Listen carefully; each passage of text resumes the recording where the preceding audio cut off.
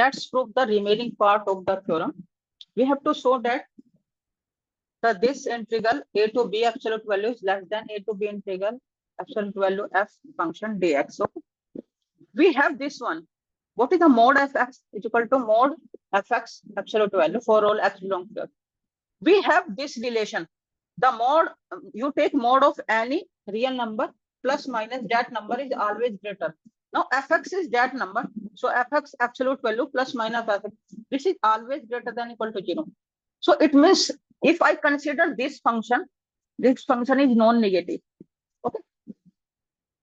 This function is non-negative because this is equal to this.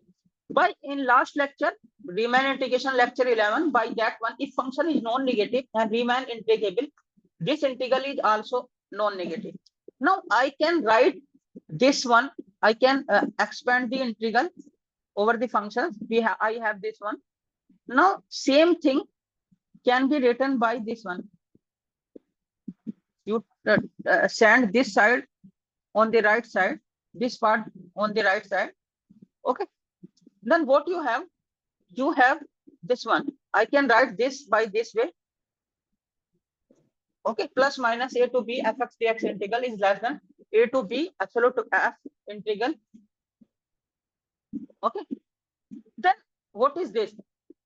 We have this inequality. Alpha absolute value is less than beta if and only if alpha lies between minus beta to beta.